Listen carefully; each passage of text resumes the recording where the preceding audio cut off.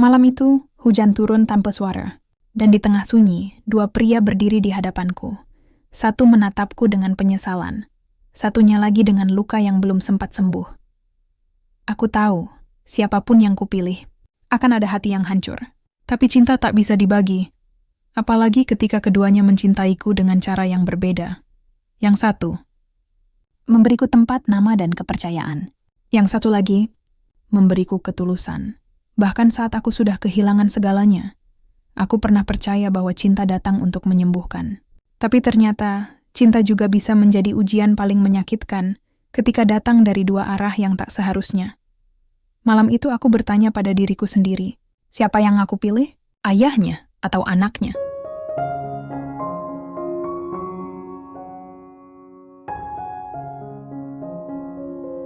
Namaku Putri Ardana, usia 44 tahun.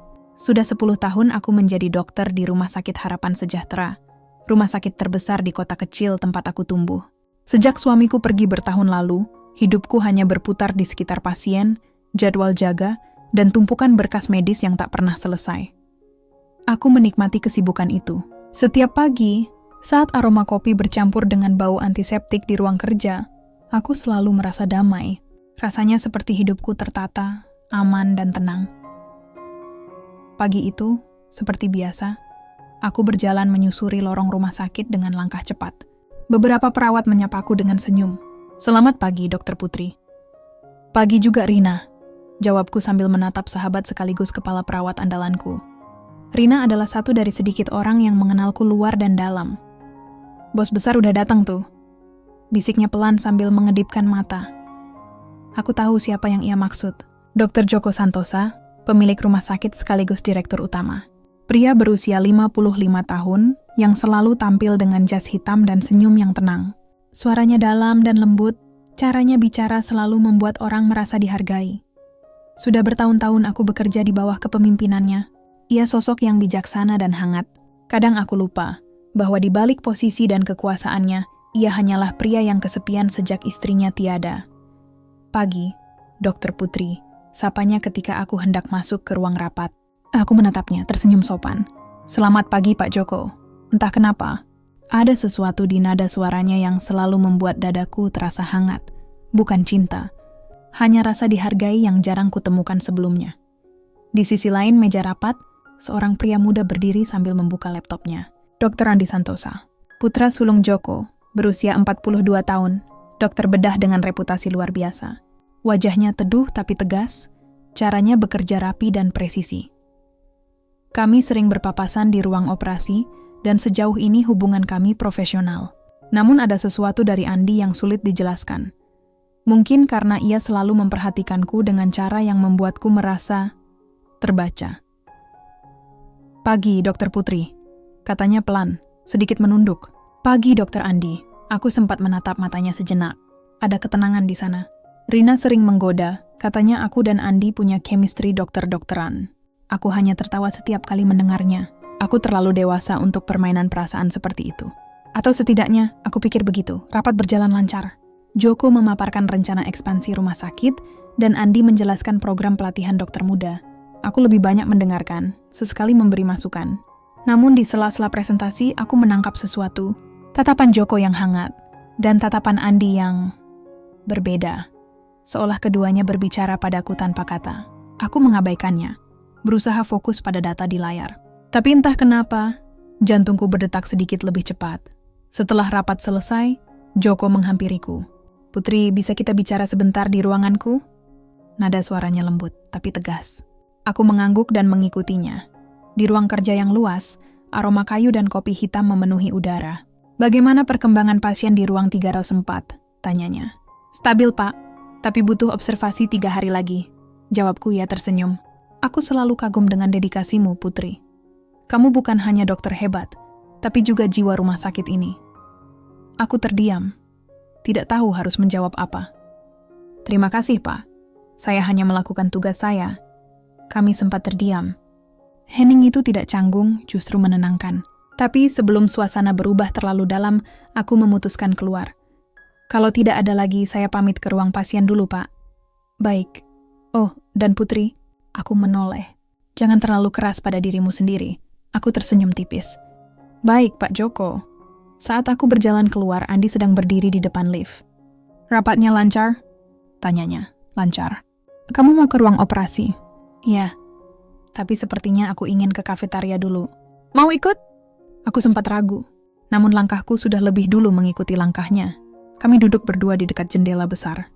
Langit siang terlihat cerah, dan di antara percakapan ringan tentang pasien dan penelitian, aku menyadari sesuatu yang aneh. Sudah lama aku tidak merasa setenang ini bersama seseorang. Ketika Andi menatapku sambil tersenyum, ada kehangatan yang berbeda. Namun sebelum aku sempat menafsirkan perasaan itu lebih jauh, suara panggilan darurat terdengar dari pengeras suara rumah sakit. Kami berdua segera berdiri. Kita lanjut lain waktu, kata Andi sambil meraih jas putihnya. Aku mengangguk, dan langkah kami berpisah di lorong.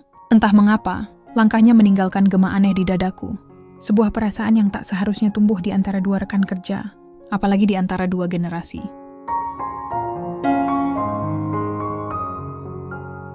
Sudah 3 hari berlalu sejak rapat besar itu. Aku kembali disibukkan oleh pasien bernama Bu Rani, perempuan separuh baya yang dirawat di ruang 304 karena komplikasi jantung dan diabetes. Kondisinya sempat membaik, tapi kemudian menurun tanpa alasan yang jelas. Aku menatap monitor detak jantungnya dengan dahi berkerut. Tekanan darahnya turun lagi? Tanyaku pada Rina. Iya, Dok. Padahal tadi pagi normal. Aku menghela napas panjang. Aku ganti dosis obatnya sedikit ya. Tolong pantau tiap 1 jam. Rina mengangguk dan segera mencatat. Sejak pagi, aku merasa ada sesuatu yang tidak beres. Entah di hasil laboratorium, entah di cara perawat mencatat data pasien, semuanya terasa ganjil. Tapi aku belum bisa memastikan apa. Menjelang sore, aku baru saja menutup berkas ketika seseorang mengetuk pintu ruanganku. Masuk, kataku pelan. Andi muncul dengan wajah serius. Dok, kita perlu bicara. Ini soal pasien 304. Aku langsung menegakkan tubuh. Kenapa? Andi meletakkan berkas di mejaku. Aku baru dapat laporan dari lab. Ada ketidaksesuaian dosis antara catatan obat dan hasil uji darah pasien. Aku menatapnya. Maksudmu? Dosis insulinnya terlalu tinggi. Kalau benar begitu, itu bisa membahayakan nyawa pasien. Aku terdiam sejenak. Skenario terburuk langsung berputar di kepalaku, dan semuanya menunjuk padaku, karena aku dokter penanggung jawab pasien itu. Sore itu menjadi awal dari badai kecil di rumah sakit. Keluarga pasien datang dengan wajah panik, mempertanyakan kondisi Bu Rani yang mendadak menurun. Aku berusaha menjelaskan secara medis, tapi salah satu anggota keluarga, seorang pria muda, tiba-tiba membentak, "Ini semua salah dokter. Ibu kami baik-baik saja sebelum dirawat di sini." Aku tercekat. Rina mencoba menenangkan suasana, tapi kata-kata itu sudah menyebar. Beberapa staf mulai berbisik di koridor. Dan aku tahu, kabar seperti ini bisa menghancurkan reputasi yang kubangun selama bertahun-tahun. Malamnya, aku dipanggil oleh Pak Joko ke ruang direksi. Suasana ruangannya lebih sunyi dari biasanya. Lampu temaram dan secangkir kopi yang belum disentuh di atas meja. "Duduk, Putri," katanya lembut. Aku duduk pelan. "Aku dengar soal pasien 304, katanya hati-hati. Keluarga pasien meminta penjelasan resmi." Aku mengangguk pelan. "Saya akan tanggung jawab penuh, Pak. Tapi saya yakin ada kesalahan administrasi, bukan kesalahan medis." Ia menatapku lama, lalu tersenyum tipis. "Aku percaya kamu. Aku kenal kamu. Tapi publik tidak sebaik itu, Putri. Sekali rumor tersebar, sulit dikendalikan." Nada suaranya membuat dadaku terasa berat. Jadi, apa yang harus saya lakukan? Untuk sementara, biarkan Andi ikut mengawasi kasus itu. Hanya untuk memastikan semuanya sesuai prosedur, aku terdiam. Joko sedang berusaha melindungiku, aku tahu itu. Tapi bagiku, keputusan itu seperti pukulan. Aku, seorang dokter senior, harus diawasi oleh dokter yang usianya hanya terpaut 2 tahun di bawahku. Dan kebetulan, anak dari bosku sendiri. "Baik, Pak," jawabku akhirnya. Keluar dari ruangan itu, aku menatap koridor panjang rumah sakit. Lampu-lampu malam memantul di lantai mengilap, menciptakan bayangan yang bergerak bersama langkahku. Untuk pertama kalinya, rumah sakit terasa asing. Tempat yang biasanya menjadi ruang pengabdian, kini terasa seperti ruang penghakiman. Keesokan paginya, aku dan Andi berdiri berdampingan di ruang 304. Ia menatap grafik monitor dengan wajah fokus, sementara aku memeriksa catatan medis. "Data semalam sudah aku cek," kata Andi pelan. "Ada 1 perawat baru yang mungkin salah input dosis." Aku menatapnya, separuh lega, separuh khawatir. Jadi bukan karena resepku? Andi menatapku, dan untuk pertama kalinya matanya melembut. Tidak, tapi Putri, hati-hati. Banyak mata yang sedang memperhatikan. Aku menunduk, merapikan berkas di tangan. Terima kasih, Andi. Ia tersenyum samar. Kamu tidak sendirian, Dok. Kalimat itu sederhana, tapi entah mengapa, suaranya seperti menembus ruang kosong dalam diriku yang lama tidak tersentuh. Aku menatapnya sekilas, dan untuk sesaat, waktu seperti berhenti. Namun suara alat monitor yang berbunyi pelan membuat kami berdua tersadar kembali. Andi menghela napas, menatap pasien yang mulai stabil. Sudah agak membaik, katanya lembut. Aku mengangguk. Ya, tapi aku tahu badai belum selesai. Sudah seminggu sejak kasus pasien ruang 304 menjadi pembicaraan di seluruh rumah sakit. Awalnya hanya desas-desus di kalangan perawat dan dokter muda, tapi kini gosip itu sudah sampai ke ruang direksi. Dan yang paling menyakitkan adalah nama yang disebut selalu sama, aku. Pagi itu aku baru saja tiba di rumah sakit ketika dua perawat berhenti berbicara begitu aku lewat. Aku tersenyum kecil, pura-pura tidak mendengar. Namun langkahku terasa berat. Setiap lorong, setiap ruangan, seperti berbisik di belakangku. Rina menatapku dengan wajah cemas ketika aku masuk ke ruangannya. Put, kamu nggak bisa terus begini. Rumornya makin parah. Aku menghela napas. Aku tahu, tapi aku nggak mau ikut-ikutan menanggapi gosip. Rina mendesah, lalu menatapku dalam. Aku cuma takut mereka salah paham. Katanya, kamu sengaja ubah resep supaya dapat perhatian dari Pak Joko. Katanya kamu dekat sama dia. Aku terdiam. Perasaanku campur aduk, antara marah, sedih, dan entah apa. Kenapa orang-orang begitu mudah menghakimi? Ucapku lirih. Padahal mereka tahu aku kerja di sini untuk menyembuhkan, bukan cari perhatian siapapun. Hari itu terasa panjang. Aku menjalani visit dari satu pasien ke pasien lain, tapi pikiranku terus melayang. Di ruang operasi, aku sempat berpapasan dengan Andi. Ia tampak serius, tapi sorot matanya berbeda. Seperti sedang menahan sesuatu yang ingin ia katakan. Saat jam istirahat, ia akhirnya menghampiriku di taman belakang rumah sakit. Tempat itu tenang, rindang, dan hanya ada suara burung kecil di antara pepohonan. Putri, katanya dengan nada hati-hati. Aku dengar soal gosip itu. Aku tersenyum tipis. Sudah aku duga, di sini kabar buruk menyebar lebih cepat dari hasil lab. Ia menatapku dalam, seolah mencari sesuatu di balik wajahku. Kamu nggak perlu hadapi ini sendirian. Aku bisa bantu jelaskan ke ayah. Tidak perlu, Andi. Ini masalahku. Tapi orang-orang mulai menyeret nama ayah juga. Mereka bilang kamu dan ayah punya hubungan khusus. Aku menoleh cepat, menatapnya dengan perasaan kaget dan kecewa. Hubungan khusus? Ucapku pelan. Andi, kamu juga percaya? Ia menggeleng cepat. Tidak, aku cuma takut gosip ini melukai kamu. Hening. Angin sore menggerakkan rambutku perlahan. Ada kejujuran di matanya. Dan untuk sesaat, aku merasa ingin percaya. Terima kasih, kataku lembut. Tapi aku harus berdiri dengan kakiku sendiri. Aku akan buktikan bahwa aku tidak bersalah. Andi mengangguk pelan. Kalau begitu, izinkan aku berdiri di sampingmu. Bukan sebagai pengawas, tapi sebagai teman. Aku tidak menjawab. Tapi ketika ia mengulurkan tangannya, aku merasakannya, kehangatan yang sederhana, tulus, dan menenangkan. Aku menggenggam tangannya sebentar, lalu melepaskannya perlahan. Sore harinya, aku dipanggil oleh Pak Joko lagi. Wajahnya tampak lelah. Putri, aku sudah dengar semuanya. Dan aku ingin kamu tahu, aku tetap percaya padamu. Kata-kata itu seharusnya membuatku lega, tapi justru sebaliknya, ada sesuatu di tatapan matanya yang membuat dadaku berdebar tak karuan. Terima kasih, Pak, jawabku pelan. Saya tidak akan mengecewakan Anda. Ia menatapku dalam. Aku tahu, tapi hati-hati. Beberapa pihak di Dewan Pengawas mulai menekan. Mereka ingin penyelidikan resmi. Aku menatapnya kaget.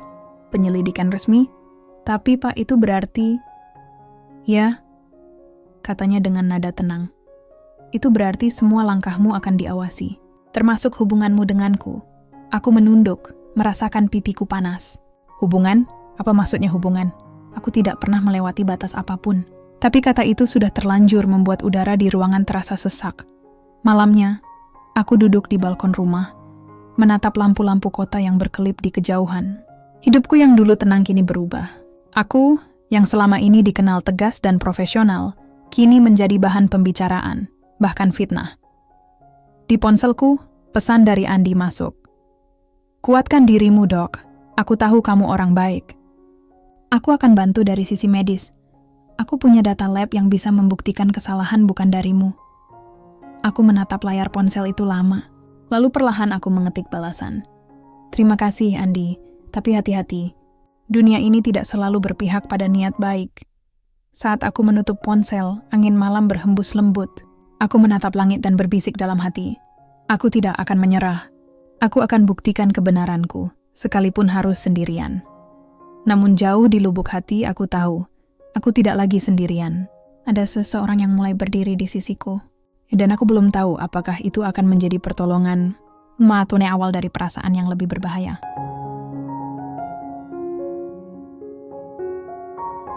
Hari-hari berikutnya terasa seperti ujian panjang. Setiap langkahku di rumah sakit kini penuh tatapan. Beberapa masih menghormatiku, tapi sebagian lain mulai berbisik begitu aku lewat. Rasanya aneh, bagaimana satu kesalahpahaman bisa membuat seseorang yang dulu dihormati berubah jadi bahan curiga. Aku tahu satu hal, aku harus bertindak. Bukan hanya untuk nama baikku, tapi untuk sesuatu yang lebih penting. Harga diriku sebagai dokter. Pagi itu aku mengundang Rina ke ruanganku. Aku butuh bantuanmu, kataku pelan. Aku ingin menelusuri rekam medis pasien ruang 304, dari hari pertama sampai hari terakhir. Rina menatapku ragu. Put, itu berisiko. Dewan pengawas sudah mengunci sebagian data. Mereka bisa salah paham kalau kamu mengutak-atik file. Aku tidak akan memalsukan apapun, Rina. Aku hanya ingin mencari kebenaran. Rina terdiam sejenak, lalu mengangguk. Baiklah, aku bantu, tapi kamu juga harus hati-hati. Banyak orang ingin kamu jatuh. Aku tersenyum lemah. Kalau aku jatuh, setidaknya aku jatuh karena memperjuangkan sesuatu yang benar. Sore harinya, aku ke ruang arsip dengan Andi. Ia menawarkan diri untuk ikut membantu memeriksa data dosis obat dan catatan perawat. Kami duduk berdampingan di meja panjang, menatap berkas-berkas yang menumpuk. Ini aneh, gumam Andi. Apa? Lihat. Di laporan digital tertulis dosis insulin 10 unit, tapi di lembar manual yang ditandatangani perawat tercatat 20. Aku menatap kertas itu lama. Kesalahan sebesar ini tidak mungkin kebetulan, Andi menatapku serius. Putri, aku rasa ada yang sengaja mengubah datanya. Aku menegakkan tubuh. Kamu yakin? Ia mengangguk pelan. Ya, dan aku akan bantu kamu membuktikannya. Saat kami menatap satu sama lain, ada keheningan yang aneh. Di tengah tumpukan berkas dan aroma kertas tua, aku merasakan sesuatu yang sulit dijelaskan, campuran antara lega dan takut. Andi, kataku perlahan. Aku tidak tahu bagaimana harus berterima kasih. Ia tersenyum lembut. Jangan berterima kasih dulu. Kita baru mulai. Malamnya kami masih berada di ruang arsip. Hanya ada lampu kecil di sudut ruangan dan suara lembut jam dinding. Aku membuka file terakhir, sementara Andi berdiri di belakangku, memperhatikan catatan di layar komputer. Sesekali jarinya menunjuk data, jarak kami terlalu dekat hingga aku bisa merasakan napasnya di bahuku. Aku memejamkan mata sejenak, bukan karena tidak nyaman, tapi karena ada sesuatu yang bergetar di dada yang lama tidak kurasakan. Namun sebelum suasana berubah terlalu dalam, aku cepat berdiri dan menatap jam. Sudah malam, kita lanjut besok saja. Andi menatapku sebentar, lalu mengangguk pelan. Baik. Tapi jangan begadang lagi malam ini, dokter keras kepala. Aku tertawa kecil, menutupi gugup yang mulai tumbuh. Baiklah, dokter cerewet. Kami berjalan keluar bersama. Dan saat langkah kami berhenti di depan lift, Andi tiba-tiba menatapku lama. Putri, katanya pelan. Apapun yang terjadi nanti, aku di pihakmu. Aku menatap matanya. Tidak ada janji manis, tidak ada kata cinta. Tapi entah kenapa, ucapannya terasa lebih kuat dari semua itu. Lift berbunyi, pintu terbuka. Aku masuk lebih dulu, dan sebelum pintu tertutup, ia sempat tersenyum. Senyum yang membuat hatiku terasa sedikit lebih ringan. Keesokan harinya, aku menghadap Pak Joko dengan hasil temuan awal. Ia membaca data dengan seksama. Jadi kamu menduga ada manipulasi laporan medis? Tanyanya dengan nada datar. Ya, Pak. Ada kemungkinan data diubah setelah saya menandatangani catatan pasien. Ini bukan human error biasa. Ia bersandar di kursinya, menatapku lama. Ini masalah serius, Putri. Kalau benar ada manipulasi, kita harus tahu siapa yang melakukannya. Aku mengangguk. Saya siap menyelidiki, tapi saya butuh izin resmi. Pak Joko terdiam sejenak, lalu menatapku dengan tatapan yang hangat tapi tajam. Kamu berani menghadapi konsekuensinya? Aku menatapnya balik. Saya sudah kehilangan kepercayaan banyak orang, Pak. Tak ada lagi yang bisa saya takutkan. Ia tersenyum kecil. Baiklah, lakukan apa yang kamu harus lakukan. Tapi hati-hati, Putri. Dunia medis tidak selalu seputih jas yang kita pakai. Aku mengangguk pelan, lalu berdiri. Sebelum aku keluar, ia menambahkan. Dan satu lagi, kalau kamu butuh tempat untuk bersandar, kamu tahu di mana harus mencarinya. Aku terdiam. Kata-katanya hangat tapi juga berbahaya. Aku hanya tersenyum sopan dan keluar. Hari-hariku kini dipenuhi dengan data, rapat, dan tatapan. Sejak Pak Joko memberi izin resmi untuk melakukan pemeriksaan internal, semua mata di rumah sakit tertuju padaku. Sebagian menghormati keberanianku, sebagian lain menunggu aku gagal. Aku tahu ini bukan perjalanan mudah, tapi aku sudah terlanjur memilih jalan ini. Pagi itu, aku dan Andi kembali ke ruang arsip untuk menelusuri catatan lama pasien 304. Ada sesuatu yang janggal di laporan shift malam, gumam Andi sambil membuka file. Apa? Tanyaku. Nama perawat yang menandatangani catatan malam itu tidak cocok dengan jadwal resmi dari HRD. Aku mendekat untuk melihat. Nama di catatan itu, Laras. Tapi di daftar petugas resmi, malam itu dijaga oleh Reni. Aku menatap Andi, serius. Berarti seseorang menulis nama palsu untuk menutup kesalahan. Andi mengangguk. Atau untuk menjebak seseorang. Kami berpandangan. Kata menjebak menggantung di udara, dan rasanya seperti bayangan yang perlahan menutup sinar terang yang selama ini kulindungi. Sore harinya, kami berdua memanggil Reni ke ruang pertemuan kecil. Ia tampak gugup. Reni, kataku lembut. Aku hanya ingin tahu. Malam itu kamu yang jaga pasien ruang 304 kan? Reni menunduk. Iya, Dok. Lalu kenapa di laporan tertulis nama Laras? Air mata mulai menggenang di matanya. Saya disuruh, Dok. Aku menatap Andi. Disuruh oleh siapa? Tanyaku pelan. Reni menggigit bibirnya. Maaf, Dok. Saya takut kehilangan pekerjaan. Aku menghela napas panjang. Baik, aku tidak akan paksa kamu bicara hari ini. Tapi tolong pikirkan, kebenaran ini bisa menyelamatkan nyawa orang lain di masa depan. Reni mengangguk perlahan, lalu pergi. Setelah ia keluar, Andi duduk di kursi dan memijat pelipisnya. Ini makin rumit, Putri. Ada orang di dalam rumah sakit yang sengaja menutup-nutupi sesuatu. Aku menatapnya. Mungkin ini bukan sekadar salah input dosis. Ini mungkin soal reputasi. Atau bahkan kekuasaan. Andi menatapku lama. Kamu sadar, kamu bisa kehilangan semuanya kalau terus menggali? Aku tersenyum tipis. Lebih baik kehilangan posisi daripada kehilangan kebenaran. Malamnya, setelah rapat Dewan Pengawas selesai, Pak Joko memintaku tinggal sebentar. Ruangan itu hanya diterangi lampu meja. Wajahnya terlihat lelah, tapi matanya tetap hangat. Putri, katanya lembut.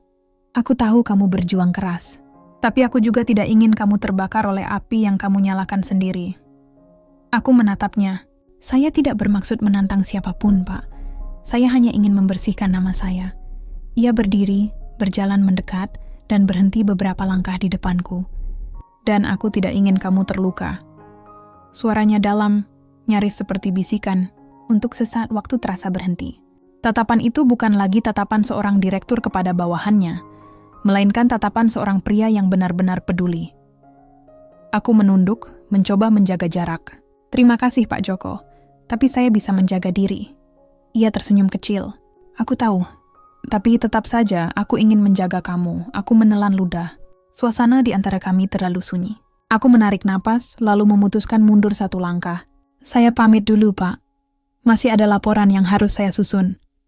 Ia hanya menatapku pergi tanpa berkata apa-apa. Namun aku bisa merasakan sorot matanya mengikuti sampai aku menutup pintu. Di luar, aku bersandar di dinding koridor. Hatiku berdebar, bukan karena takut tapi karena bingung. Ada dua orang yang kini berjalan bersamaku. Satu memberi rasa aman, satu memberi semangat hidup. Dan aku mulai tak tahu mana yang lebih berbahaya, kehangatan Joko atau ketulusan Andi. Keesokan harinya, Andi menemuiku di kafetaria rumah sakit. Ia membawa setumpuk berkas dan ekspresi serius. Putri, aku rasa kita menemukan sesuatu. Aku menatapnya. Laras yang disebut di laporan malam itu ternyata sudah tidak bekerja di rumah sakit ini sejak 6 bulan lalu. Aku tertegun. Jadi tanda tangannya dipalsukan? Andi mengangguk. Iya, dan kalau benar begitu, ada kemungkinan besar data itu dimanipulasi dari level administrasi. Aku menarik napas panjang. Berarti ini bukan kesalahan medis. Ini sabotas. Andi menatapku dengan mata penuh keyakinan. Aku akan bantu kamu buktikan itu. Aku tersenyum lemah. Kenapa kamu begitu peduli, Andi? Ia terdiam sesaat, lalu berkata dengan suara rendah. Karena aku percaya pada kamu. Dan karena aku tidak ingin melihatmu tersakiti lagi. Aku menatapnya. Ada keheningan indah yang membuat dunia terasa berhenti sesaat. Namun sebelum suasana berubah terlalu dalam, suara panggilan darurat dari interkom memecah keheningan itu. Kami berdua segera berdiri, kembali pada dunia nyata. Tapi di antara langkah cepat kami menuju ruang IGD, aku tahu sesuatu dalam hubungan kami baru saja berubah.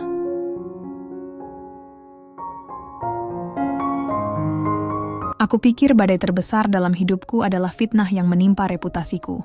Ternyata aku salah. Badai yang sesungguhnya adalah ketika hati mulai ikut bicara, di tengah perang antara logika dan tanggung jawab. Hari itu rumah sakit tampak lebih sibuk dari biasanya. Aku baru saja keluar dari ruang rapat ketika seorang staf menepuk bahuku. Dokter Putri, Pak Joko mencari Anda. Katanya penting. Aku langsung menuju ruang direksi. Sesampainya di sana, Pak Joko berdiri di depan jendela besar, menatap langit sore yang keemasan. Duduklah, Putri. Aku duduk mencoba menenangkan diri. Apakah ini soal penyelidikan, Pak? Sebagian. Ia berbalik, menatapku. Tapi bukan itu yang ingin kubahas hari ini. Nada suaranya berbeda. Lebih lembut, lebih pribadi. Putri, katanya pelan. Aku tahu kamu lelah. Aku melihatnya setiap hari. Tapi aku juga tahu, kamu tetap datang pagi-pagi, tetap senyum ke pasien, tetap jadi panutan semua orang. Aku terdiam. Terima kasih, Pak. Saya hanya berusaha profesional. Ia tersenyum tipis. Kamu bukan hanya profesional. Kamu kuat, sabar, dan terlalu keras pada dirimu sendiri. Aku menunduk, tak tahu harus menjawab apa. Suasana hening. Lalu tanpa aku duga, ia melangkah mendekat. Putri, suaranya hampir seperti bisikan. Bolehkah aku jujur? Aku mengangkat wajah, dan dalam sorot matanya aku melihat sesuatu yang belum pernah kulihat sebelumnya. Ketulusan yang hangat, namun menyimpan rasa yang lebih dalam dari sekadar kekaguman. Aku menyukaimu, katanya pelan.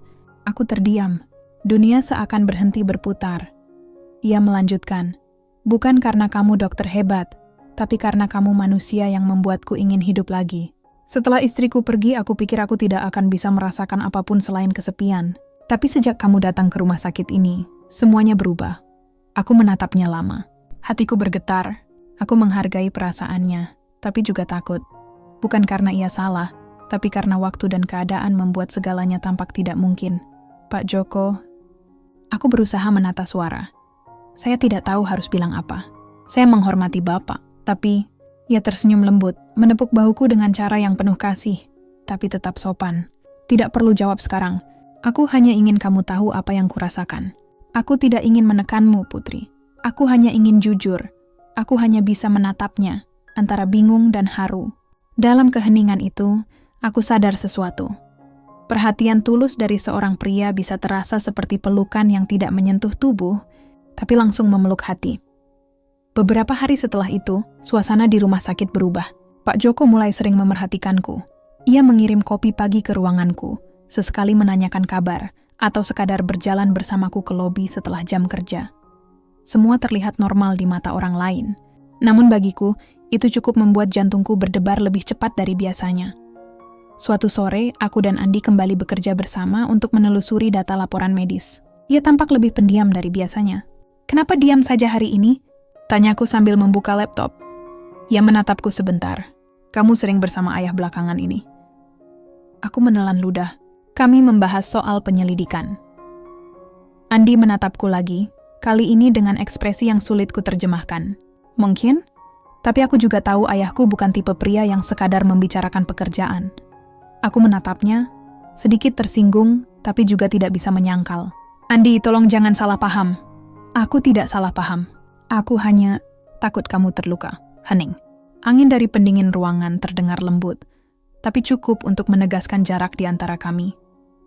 Beberapa menit berlalu dalam sunyi, Sampai akhirnya Andi berkata pelan, "Kalau aku boleh jujur, aku juga menyukaimu, Putri." Aku menatapnya, jantungku berdetak lebih cepat. "Andy, tapi aku tahu posisiku rumit. Aku anak dari bosmu, dan aku tidak mau membuatmu terlihat buruk di mata siapapun. Jadi aku tidak akan menekanmu." Ia tersenyum kecil. "Tapi aku ingin kamu tahu, aku akan tetap di sisimu. Bukan karena aku merasa kasihan, tapi karena aku benar-benar ingin melindungimu." Kata-katanya membuat dadaku hangat, tapi juga berat.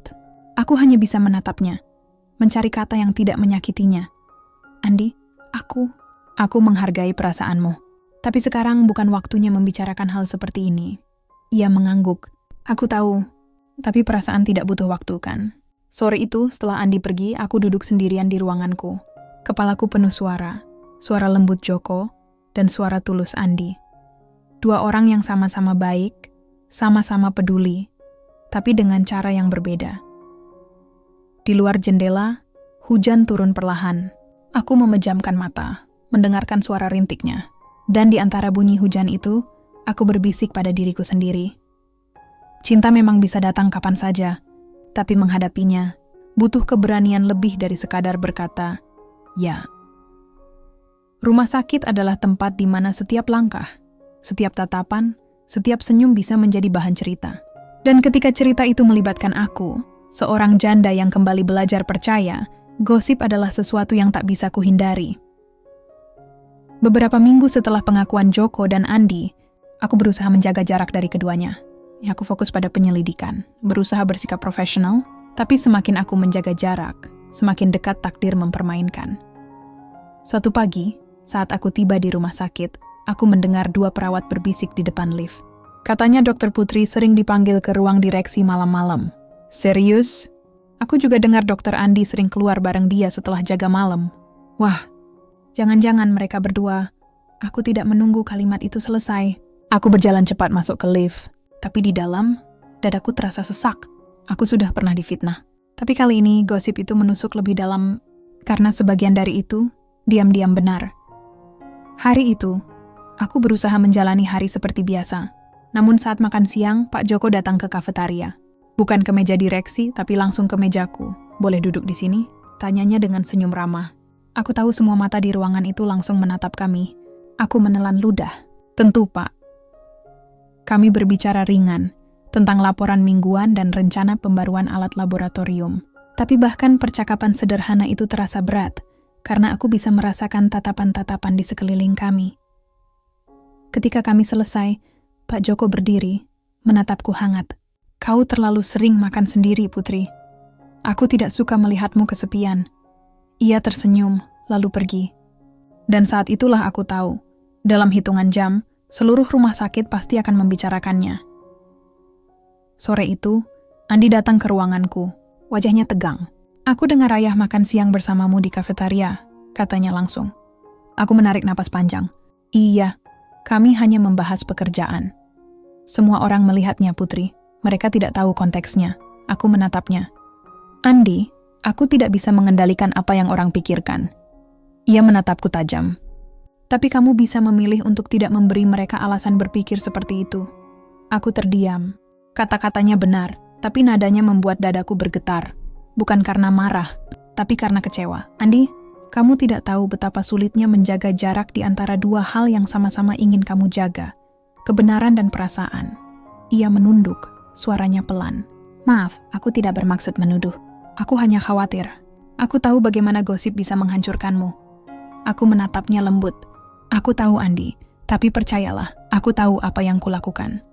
Beberapa hari kemudian, gosip itu benar-benar meledak. Seseorang menyebarkan foto yang diambil diam-diam.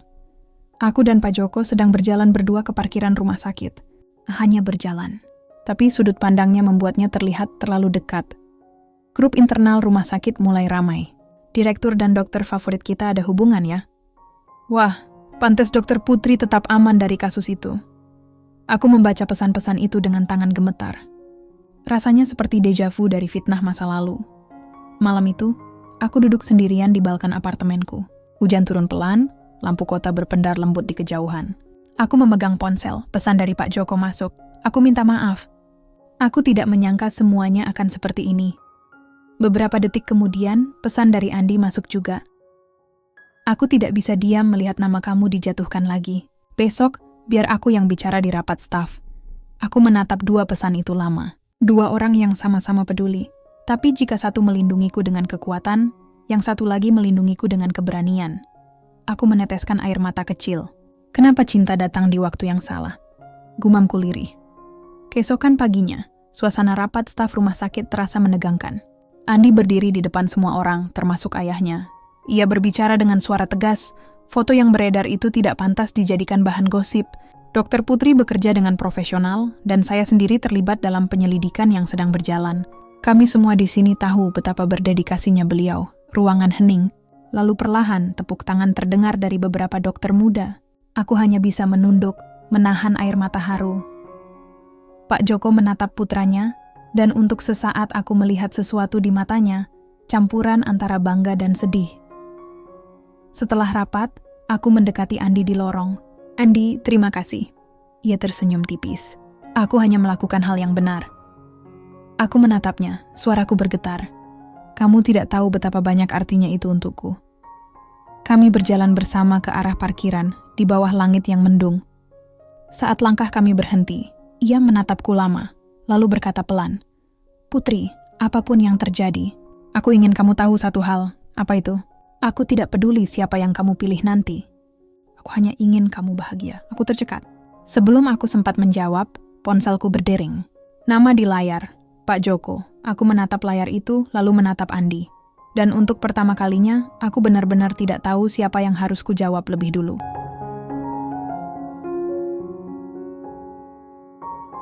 Setelah badai gosip mereda sedikit, aku berharap semuanya akan kembali tenang. Tapi ternyata, ketenangan itu hanya jeda sebelum badai yang lebih besar datang.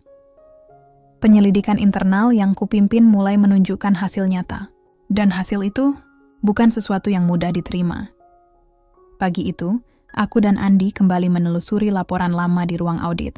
Rina datang membawa berkas tambahan dari bagian keuangan. Put, kamu harus lihat ini, katanya sambil menyerahkan map biru. Aku membuka lembar demi lembar dan alisku langsung berkerut. Catatan pembelian obat tidak sesuai dengan laporan penggunaan. Jumlah dosis yang tercatat tidak masuk akal, terlalu besar dibanding pasien yang dirawat. Ada penggelembungan data, gumamku. Andi mengangguk. Ini bukan kesalahan administrasi, ini modus. Aku memandang Rina. Siapa yang bertanggung jawab di bagian ini? Rina menelan ludah. Wakil Direktur Medis Dr. Surya. Aku terdiam. Dr. Surya adalah tangan kanan Pak Joko. Orang yang sudah bekerja bersamanya selama 20 tahun. Sore harinya, aku mencoba berbicara dengan Dr. Surya secara langsung. Aku mengetuk pintu ruangannya. Silakan masuk, katanya dengan nada datar. Aku menaruh berkas di mejanya. Dok, saya menemukan data yang tidak konsisten. Ada beberapa laporan pembelian obat yang tidak sesuai dengan jumlah penggunaan di lapangan. Ia menatapku lama, lalu tersenyum tipis. Putri, kamu terlalu rajin. Kadang-kadang, hal-hal seperti ini tidak perlu digali terlalu dalam. Nada suaranya tenang, tapi dingin. Dengan segala hormat, Dok, saya hanya ingin memastikan tidak ada manipulasi data. Ini tanggung jawab saya. Ia bersandar di kursinya. Baiklah, tapi hati-hati, Putri. Rumah sakit ini punya banyak kepentingan. Tidak semua orang suka kalau kamu membuat gelombang. Aku menatapnya, berusaha tetap tenang. Kalau gelombang itu membawa kebenaran, saya siap menghadapinya. Aku berbalik keluar. Tapi di dalam hatiku aku tahu, kata-katanya adalah peringatan. Malam itu aku duduk di ruanganku sendirian. Andi masuk membawa 2 cangkir teh hangat. Kamu kelihatan lelah, katanya pelan. Aku tersenyum kecil. Aku hanya merasa semuanya mulai berbahaya. Ia duduk di hadapanku. Kamu menemukan sesuatu ya? Aku mengangguk. Aku curiga Dr. Surya tahu lebih banyak dari yang dia tunjukkan. Tapi aku belum punya bukti konkret. Andi menatapku serius. Kalau begitu, biarkan aku bantu mengawasi. Aku bisa akses sistem log digital dari tim IT. Aku menatapnya dengan kekhawatiran. Andi, itu bisa menimbulkan masalah kalau ketahuan. Ia tersenyum. Sudah biasa. Aku ini anak direktur, ingat? Aku tak bisa menahan tawa kecil. Tetap saja, kamu terlalu berani. Kalau itu demi kamu, aku tidak peduli. Katanya pelan. Suasana mendadak sunyi. Aku menatap wajahnya, dan dalam tatapan itu ada ketulusan yang begitu murni, membuatku merasa hangat sekaligus takut. Aku berusaha memecah keheningan. Terima kasih, Andi, tapi hati-hati ya. Ia tersenyum lembut. Selalu. Keesokan harinya Andi datang dengan wajah tegang. Putri, aku menemukan sesuatu di log komputer Dr. Surya. Ada aktivitas login malam hari menggunakan akun direktur. Aku menatapnya kaget. Direktur? Maksudmu akun Pak Joko? Ia mengangguk. Iya, tapi aku tahu pasti. Waktu itu ayah sedang di luar kota menghadiri konferensi.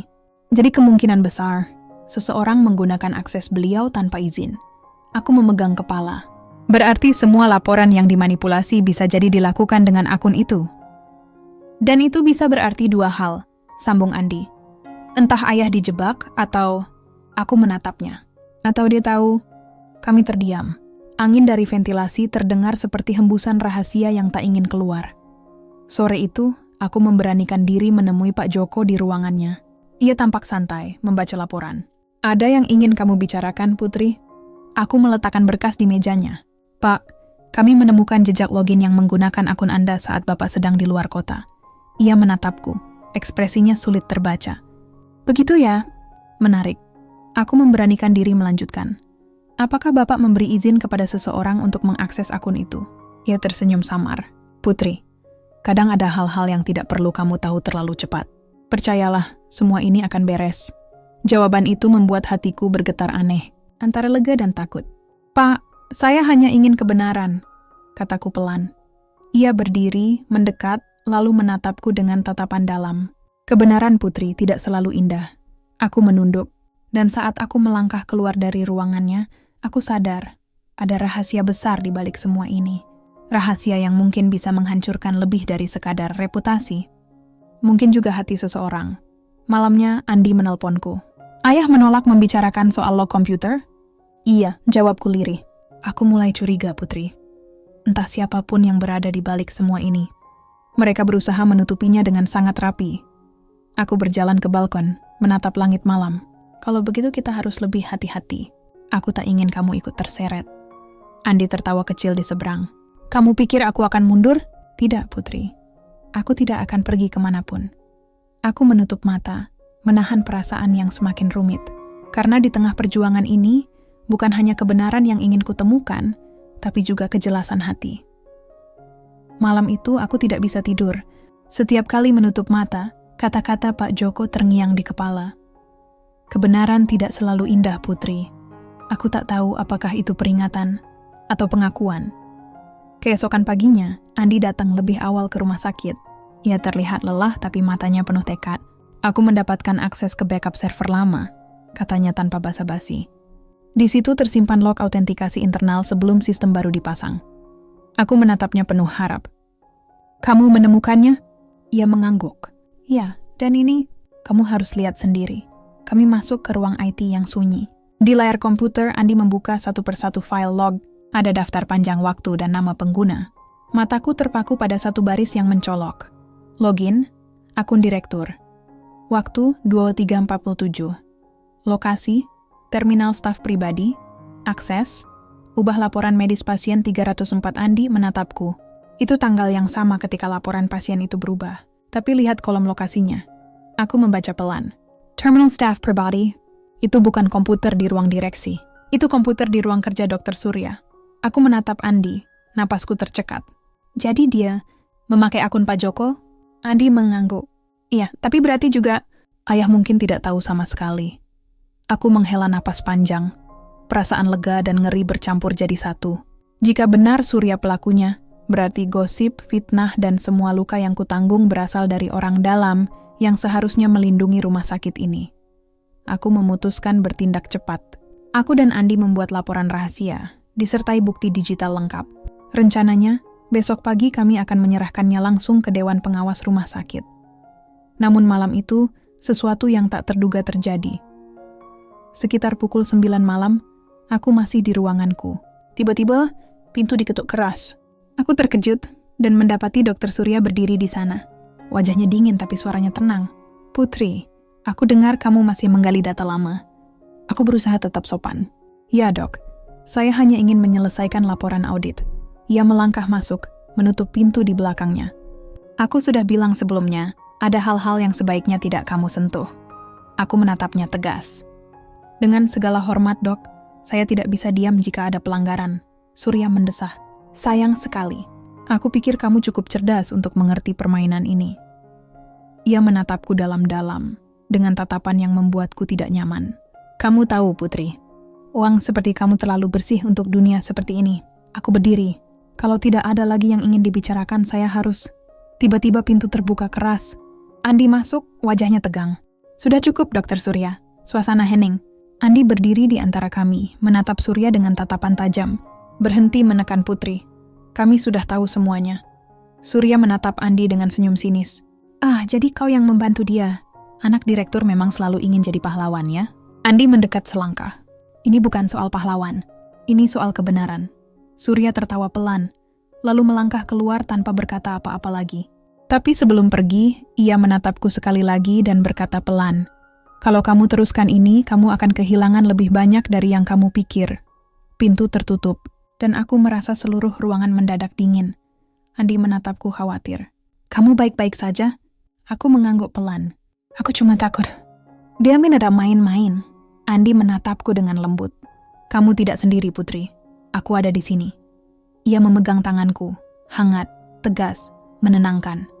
Untuk sesaat aku ingin menangis, tapi aku tahu aku harus tetap kuat. "Besok," kataku lirih, "kita bawa semua ini ke Dewan Pengawas. Apapun risikonya," Andi mengangguk, "kita lakukan bersama." Malam semakin larut. Aku pulang dengan langkah pelan, menatap bayangan lampu kota dari jendela mobil. Dalam hati aku berdoa, semoga ini jalan menuju akhir yang benar. Tapi entah mengapa, ada firasat aneh, seperti sesuatu akan berubah besar setelah besok pagi.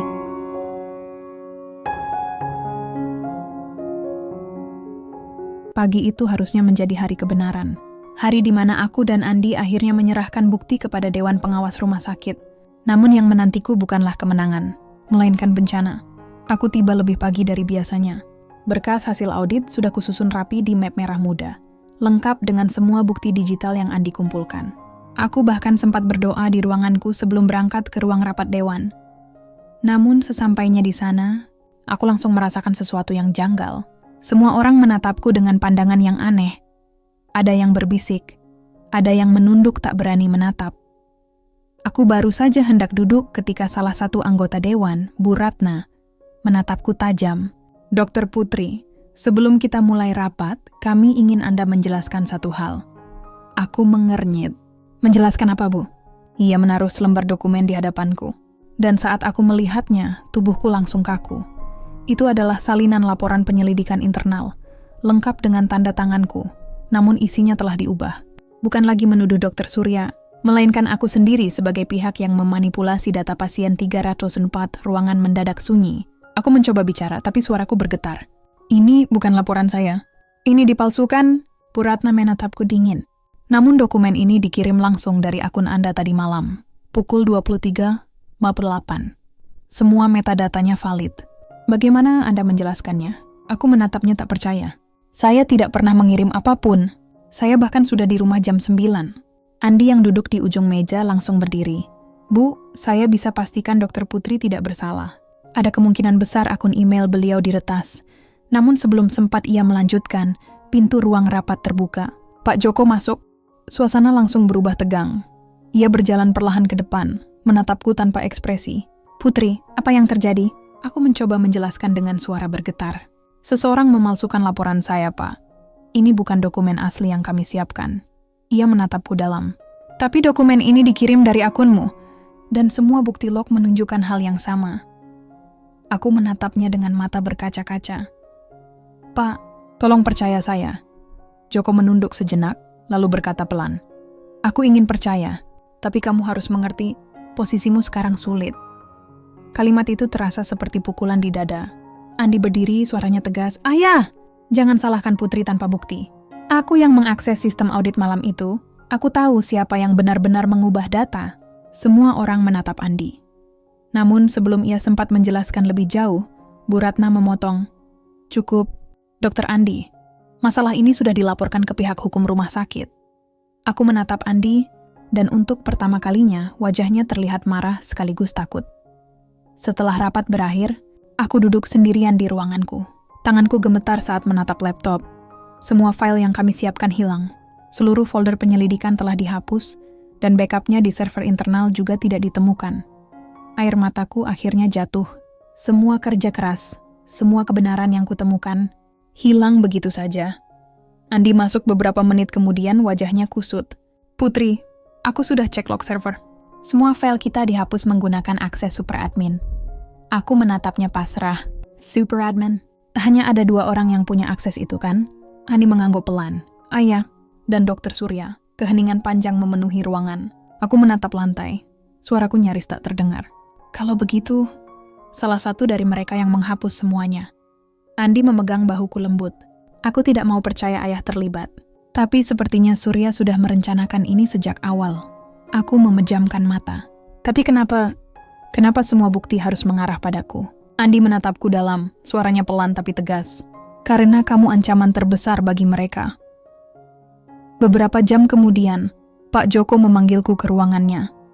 Aku tahu ini akan jadi percakapan paling sulit yang pernah ada. Ia duduk diam, hanya menatapku dari balik meja. Aku baru saja menerima laporan resmi dari Dewan. Mereka akan menonaktifkanmu sementara waktu sampai penyelidikan selesai. Aku menelan ludah. Pak, saya mohon, beri saya waktu. Saya bisa buktikan ini semua tidak benar. Ia menghela napas panjang. Putri, kamu tahu aku sangat menghormatimu. Tapi kalau aku membelamu sekarang, mereka akan menuduhku tidak objektif. Aku menatapnya dengan mata berkaca-kaca. Jadi, ini akhirnya ya? Ia berdiri berjalan ke arahku, lalu berkata pelan. Ini belum akhir. Aku akan mencari tahu siapa yang melakukannya. Tapi untuk saat ini, menjauhlah dulu dari rumah sakit ini. Aku menggeleng pelan, air mataku jatuh. Pak, ini bukan hanya pekerjaanku. Ini hidup saya. Untuk sesaat ia nyaris menyentuh tanganku, tapi menahan diri.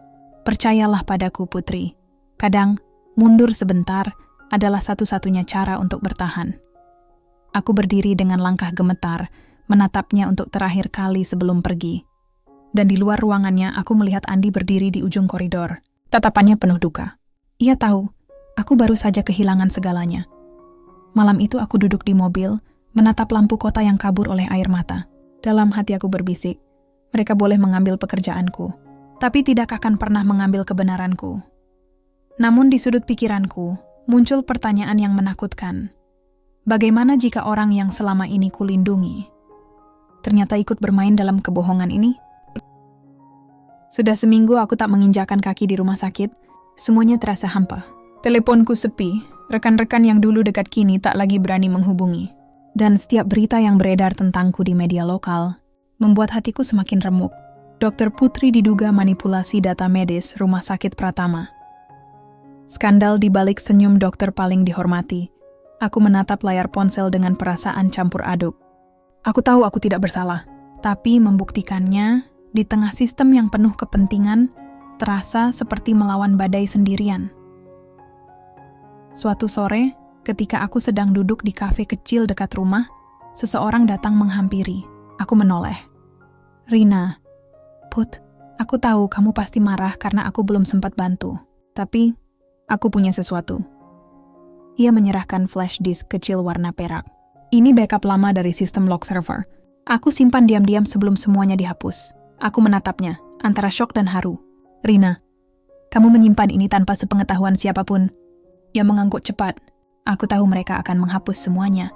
Jadi aku amankan satu salinan. Tanganku bergetar saat menerima flash disk itu. Terima kasih. Kamu baru saja memberiku harapan.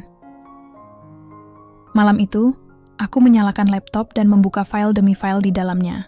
Sebagian data rusak, tapi satu folder masih utuh. Folder dengan nama Admin Record Old. Aku membuka lognya satu persatu. Di sana tercatat setiap aktivitas pengguna Super Admin. Dan mataku terpaku pada satu baris. Login, Super Admin JK, lokasi, terminal direktur, waktu, 23.55, aktivitas, penghapusan audit internal dan pengiriman laporan modifikasi. Aku menatap layar lama sekali. Kode JK, itu adalah kode akses pribadi milik Pak Joko. Dadaku terasa sesak, tapi aku berusaha berpikir rasional. Bisa saja itu juga dicuri, sama seperti akunku dulu.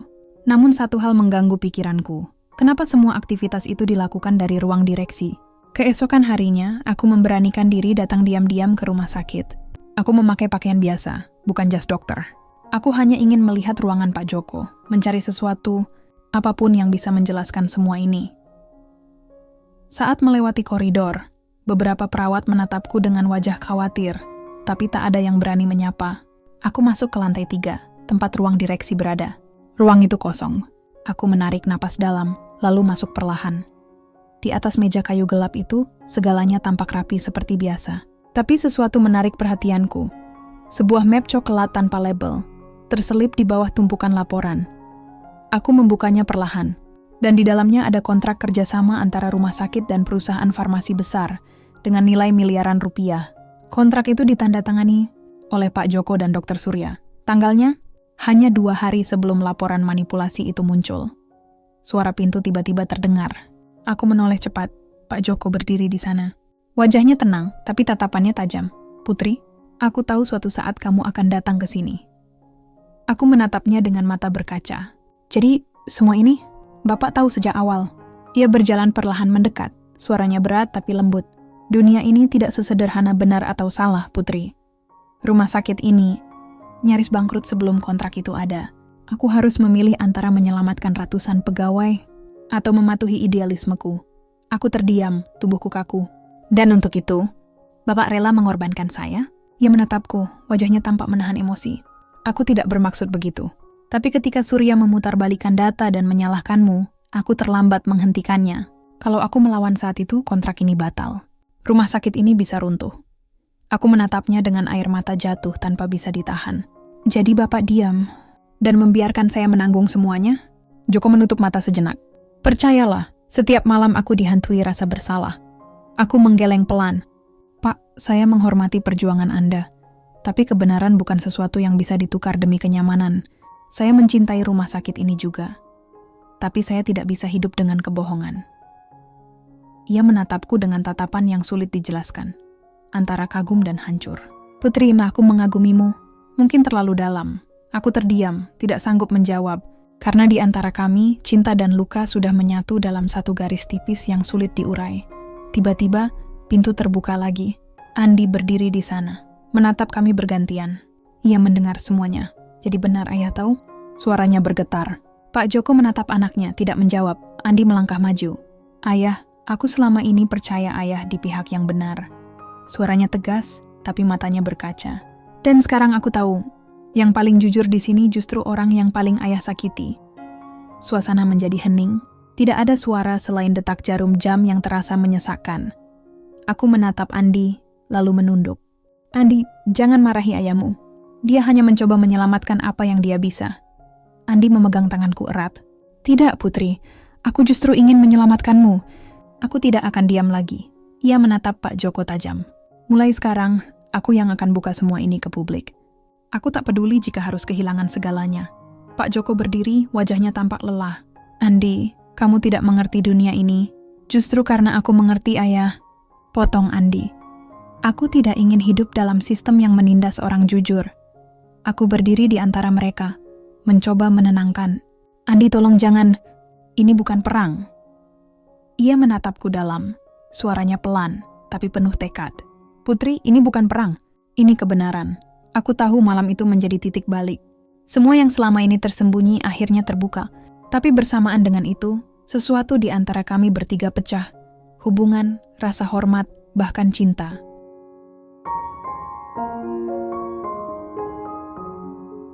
Setelah malam penuh pengakuan itu, dunia seperti berubah. Aku tahu, mulai sekarang tidak ada jalan kembali. Aku tidak lagi menjadi dokter yang hanya menyembuhkan luka pasien. Aku kini harus menyembuhkan luka yang ditinggalkan oleh kebenaran itu sendiri. Andi menemuiku keesokan paginya. Ia tampak lelah, namun tatapannya penuh tekad. "Aku sudah bicara dengan tim media dan pengacara independen," katanya. "Kita akan buka semua bukti, termasuk kontrak dan log yang kamu temukan. Tapi sebelum itu, aku mau pastikan kamu siap." Aku terdiam sesaat. Aku sudah kehilangan nama baik, pekerjaanku, dan sebagian besar teman-temanku, Andi. Apalagi yang harus aku takutkan? Ia menatapku lembut. "Yang kutakutkan bukan kamu menyerah, tapi kamu terluka lebih dalam." Aku tersenyum kecil, meski mataku terasa panas. "Andi, aku sudah terbiasa dengan luka. Tapi kali ini, aku ingin sembuh. Bukan dengan melupakan, tapi dengan berani menghadapi. Kami memulai semuanya dari ruang kecil di kafe tempat aku dulu sering menulis laporan pasien. Rina membantu kami mengumpulkan data, menyiapkan bukti digital. Andi menghubungi seorang jurnalis terpercaya, Dian, yang terkenal berani menulis berita apa adanya. Sore itu, kami bertiga duduk bersama di sudut kafe. Dia membuka laptopnya, menatap kami serius. Kalau kalian yakin ingin ini dipublikasikan, kita harus punya bukti konkret yang tak bisa dibantah. Aku menyerahkan flash disk Rina. Semua log, kontrak, dan bukti tanda tangan ada di situ. Dian mengangguk. Baik, tapi kalian tahu risikonya. Nama besar bisa jatuh, dan mungkin kalian akan mendapat tekanan dari pihak rumah sakit. Andi menatapnya tanpa ragu. Biarkan mereka jatuh. Yang penting, Putri harus bersih dari semua tuduhan. Aku menatap Andi sejenak. Kata-katanya sederhana, tapi terasa begitu dalam, seolah bukan hanya pembelaan, tapi janji. Beberapa hari kemudian berita itu tayang. Judulnya mencolok, terungkap manipulasi data rumah sakit Pratama. Direktur diduga terlibat. Berita itu langsung viral. Nama rumah sakit mendadak jadi topik nasional. Banyak yang kaget, tapi lebih banyak lagi yang akhirnya percaya padaku. Komentar demi komentar membanjiri media sosial. Ternyata Dokter Putri benar. Dia pantas dapat keadilan. Kejujuran masih ada, bahkan di tempat yang paling kotor sekalipun. Aku membaca semua itu sambil menahan tangis. Untuk pertama kalinya dalam waktu lama, aku merasa didengar. Namun di balik semua itu, aku tahu seseorang pasti sedang menanggung beban paling berat. Dan benar saja, malam itu Pak Joko menelponku, suaranya serak dan berat. Putri, aku tahu kamu yang menyerahkan bukti itu. Aku menelan ludah. Ya, Pak. Karena saya tidak bisa terus hidup dalam diam. Hening sejenak, lalu ia berkata pelan, aku tidak menyalahkanmu. Justru aku bangga. Mungkin memang ini waktunya aku membayar semua kesalahan yang pernah kuanggap pengorbanan. Air mataku jatuh tanpa bisa kutahan. Pak, aku hanya ingin satu hal, Putri. Tolong, jaga Andi. Dia akan terluka kalau semua ini menghancurkan keluarganya. Suara itu perlahan memudar di ujung telepon, tapi kalimatnya menancap di hatiku. Aku tahu, ia sudah siap menanggung akibatnya. Keesokan harinya, Dewan Pengawas mengadakan konferensi pers. Dr. Surya dipecat secara tidak hormat, dan penyelidikan resmi dibuka untuk meninjau ulang seluruh manajemen. Nama Pak Joko diumumkan mundur dari jabatan direktur. Dan di tengah ruangan itu, aku berdiri, membersihkan namaku sendiri. Dian mendekatiku seusai konferensi. Kamu sudah lakukan hal besar hari ini, Dokter Putri. Tapi apakah kamu siap menghadapi babak baru setelah ini? Aku tersenyum tipis. Selama aku tahu aku tidak salah, aku siap untuk apapun. Malamnya Andi datang ke rumahku. Ia membawa bunga kecil berwarna putih, mawar tanpa duri, untuk seseorang yang berani melawan dengan hati, katanya pelan. Aku tertawa kecil. Kamu selalu tahu cara membuat situasi berat jadi terasa ringan. Ia menatapku lama. Putri, setelah semua ini selesai, aku tidak tahu apakah aku masih bisa melihat ayahku seperti dulu. Tapi aku tahu satu hal. Aku menatapnya, menunggu ia melanjutkan. Aku ingin tetap melihatmu. Bukan sebagai korban, tapi sebagai seseorang yang kupilih. Aku menunduk, mataku panas. Andi mendekat, lalu memegang tanganku perlahan. Tak ada kata lain yang keluar, hanya keheningan yang hangat dan menenangkan. Beberapa detik kemudian, aku menarik napas panjang. Terima kasih, Andi, untuk semuanya. Tapi biarlah waktu yang menentukan kemana hati ini akan berlabuh. Sekarang aku hanya ingin menjadi diriku lagi. Ia mengangguk pelan, dan aku akan tetap di sini menemanimu sampai kamu siap. Sudah 3 bulan berlalu sejak hari itu. Rumah sakit Pratama kini berada di bawah manajemen baru. Nama Pak Joko perlahan mereda dari pemberitaan, sementara aku memilih menjauh sejenak dari dunia yang selama ini menjadi hidupku. Aku kembali menekuni hal yang dulu hanya jadi pelarian, menulis. Kupindahkan semua kisah yang kualami ke dalam kata-kata. Tentang idealisme, tentang cinta, tentang luka yang mengajarkanku arti keteguhan. Suatu pagi, aku menerima surat. Bukan dari rumah sakit, bukan dari media, tapi dari Kementerian Kesehatan. Surat itu berisi tawaran. Kami mengundang Anda, Dr. Putri Anindya, untuk menjadi bagian dari tim reformasi etika Rumah Sakit Nasional. Aku menatap surat itu lama. Ini, seperti jawaban dari semua perjuanganku, Sebuah kesempatan untuk memperbaiki sistem yang dulu menelanku bulat-bulat. Namun bersamaan dengan rasa haru itu, ada perasaan lain yang muncul. Takut. Takut kembali ke dunia yang pernah menyakitiku. Takut kehilangan ketenangan yang baru kutemukan. Sore harinya, Andi datang ke rumahku. Ia tampak lebih dewasa dari sebelumnya. Rambutnya sedikit lebih panjang, dan ada kelelahan yang lembut di wajahnya. "Rina bilang kamu dapat tawaran dari kementerian," katanya sambil tersenyum. Aku mengangguk. Ya, tapi aku masih ragu. Rasanya seperti kembali ke tempat di mana semuanya dimulai. Andi duduk di hadapanku, lalu berkata, pelan, "Putri, kamu pernah bilang kamu ingin menjadi dokter bukan hanya untuk menyembuhkan tubuh, tapi juga sistem yang rusak. Sekarang kamu punya kesempatan untuk benar-benar melakukannya." Aku menatapnya. Kata-katanya sederhana, tapi seperti cermin yang menampilkan diriku dulu. Versi Putri yang masih penuh semangat, yang belum lelah oleh luka. Aku tersenyum kecil. "Kamu selalu tahu cara membuatku berpikir jernih." Ia tertawa pelan. Bukan jernih, mungkin hanya berani lagi. Beberapa hari kemudian aku menerima tawaran itu. Aku resmi bergabung dengan tim nasional, dan pekerjaanku kini bukan di balik meja rumah sakit, melainkan di berbagai daerah, membantu rumah sakit kecil memperbaiki sistem mereka. Di setiap tempat yang kudatangi, aku bertemu wajah-wajah baru, kisah baru, harapan baru, dan di setiap langkah, aku selalu teringat bahwa perjuangan ini bukan hanya milikku, tapi milik semua orang yang pernah disalahpahami karena kejujuran. Suatu malam, aku duduk di balkon hotel tempatku menginap, menikmati langit yang penuh bintang. Ponselku bergetar. Pesan dari Andi. "Aku di kota yang sama. Boleh aku mampir besok?" Aku tersenyum. "Tentu, tapi jangan lupa bawa cerita baru." Keesokan paginya, Andi benar-benar datang. Ia membawa 2 cangkir kopi dan senyum yang masih sama seperti dulu. "Kamu terlihat bahagia," katanya.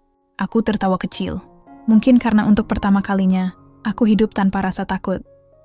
Kami duduk lama, berbicara tentang hal-hal sederhana, pasien, perjalanan, buku, bahkan tentang bunga di taman. Tak ada lagi beban antara kami, hanya ketenangan yang manis. Namun di sela obrolan itu, Andi menatapku dengan tatapan yang berbeda, hangat, tapi juga serius. "Putri," katanya pelan, "aku tahu kita melewati banyak hal. Aku kehilangan ayahku dalam artian yang tidak sederhana, tapi aku juga menemukan seseorang yang membuatku percaya bahwa kejujuran masih layak diperjuangkan." Aku menatapnya, tak sanggup berkata apa-apa. Ia melanjutkan, suaranya bergetar. "Kalau suatu hari kamu siap, aku ingin membangun sesuatu bersamamu. Bukan rumah sakit, bukan proyek besar, tapi hidup yang sederhana, yang jujur, dan saling menjaga." Aku tersenyum, menahan air mata yang nyaris jatuh, dan kalau suatu hari aku siap, aku akan datang. Bukan sebagai wanita yang perlu diselamatkan, tapi sebagai wanita yang akhirnya berani mencintai lagi. Andi tersenyum, dan kami berdua terdiam.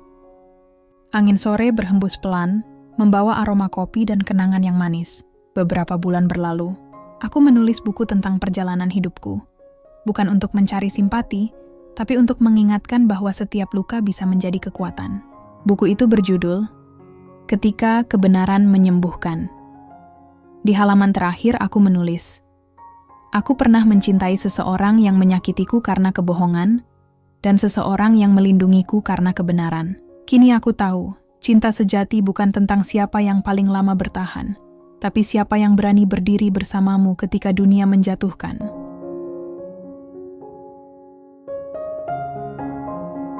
Sudah 5 tahun berlalu sejak aku meninggalkan rumah sakit Pratama. Waktu berjalan pelan tapi pasti, seperti hujan yang menumbuhkan kembali bunga-bunga di tanah yang dulu gersang.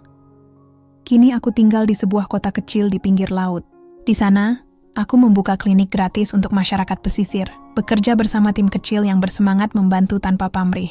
Setiap pagi, aku menyapa anak-anak yang berlarian di halaman, mendengar tawa mereka bercampur dengan suara ombak. Dan setiap kali angin laut membawa aroma asin yang menenangkan, aku tahu, aku sudah pulih. Hari itu aku menata meja klinik seperti biasa ketika seseorang mengetuk pintu. Ketukan itu pelan, tapi sangat familiar. Aku menoleh, dan di sana berdiri Andi, masih dengan senyum yang sama, namun kali ini ada ketenangan baru di matanya. "Kamu tetap sama," katanya sambil tersenyum. Aku tertawa kecil. "Kamu juga, tapi mungkin sedikit lebih bijak sekarang." Ia tertawa pelan, lalu berjalan mendekat. Kamu tahu? Aku sempat ragu datang ke sini. Takut kalau ternyata kamu sudah melangkah terlalu jauh dan aku tertinggal. Aku menatapnya lembut. Andi, semua orang punya waktunya sendiri untuk sembuh. Aku pun butuh waktu lama untuk bisa tersenyum tanpa beban. Ia mengangguk, aku juga. Setelah ayah mundur, aku sempat berhenti jadi dokter. Tapi kemudian, aku sadar, aku mencintai profesi ini karena aku melihat semangat itu di kamu. Aku terdiam, menatapnya penuh makna. Jadi sekarang? Tanyaku. Ia tersenyum. Sekarang aku bekerja di Yayasan Medis Keliling. Kami bantu daerah-daerah yang kekurangan tenaga kesehatan. Dan kalau kamu izinkan, aku ingin klinikmu jadi tempat pertama kami berkolaborasi. Aku tertawa bahagia, menutupi bibir dengan tangan. Kamu tahu? Itu ide terbaik yang pernah ku dengar. Hari-hari setelah itu terasa indah. Kami bekerja berdampingan, bukan lagi dalam bayang-bayang masa lalu, tapi dalam semangat yang sama, melayani dan menyembuhkan. Anak-anak di desa mulai mengenal Andi sebagai dokter, lucu yang suka memberi permen vitamin, dan mereka mengenalku sebagai Bu Dokter Putri yang selalu tersenyum malam-malam. Kami diisi dengan percakapan ringan di beranda klinik. Kadang Andi membawa gitar, kadang aku hanya membawa teh hangat. Kami bicara tentang masa depan tanpa terburu-buru. Suatu malam, di bawah langit yang penuh bintang, Andi berkata pelan, Putri, dulu aku mencintaimu karena aku ingin melindungimu. Tapi sekarang, aku mencintaimu karena aku ingin berjalan bersamamu. Aku tersenyum, menatap laut yang berkilau diterpa cahaya bulan. Andi, mungkin inilah arti cinta yang sebenarnya. Bukan tentang memiliki, tapi tentang menumbuhkan. Kami saling berpandangan, lalu ia menggenggam tanganku perlahan. Tak ada janji berlebihan, tak ada kata-kata manis. Hanya keheningan yang lembut, dan hati yang akhirnya pulang. Beberapa bulan kemudian, kami meresmikan klinik kecil itu menjadi Rumah Sehat Anindya. Klinik yang tidak hanya mengobati tubuh, tapi juga menyembuhkan jiwa. Di pintu masuknya, tertulis kalimat sederhana yang menjadi pegangan hidupku. Kejujuran mungkin membuatmu kehilangan banyak hal, tapi ia juga akan membawamu menemukan dirimu sendiri. Kini aku mengerti bahwa hidup tidak selalu harus dimenangkan, kadang cukup dijalani dengan hati yang tulus. Aku pernah kehilangan segalanya. Nama baik, pekerjaan, bahkan cinta pertama yang kupercaya. Namun dari kehilangan itu, aku belajar bahwa cinta sejati bukanlah tentang siapa yang pertama hadir, melainkan siapa yang tetap bertahan ketika semua orang pergi. Dan hari ini, saat aku menatap Andi menolong pasien kecil di ruang depan, aku tahu, perjalanan panjangku akhirnya sampai pada tempat yang benar. Aku tidak lagi takut pada masa lalu. Karena masa kini sudah cukup indah untuk menenangkannya.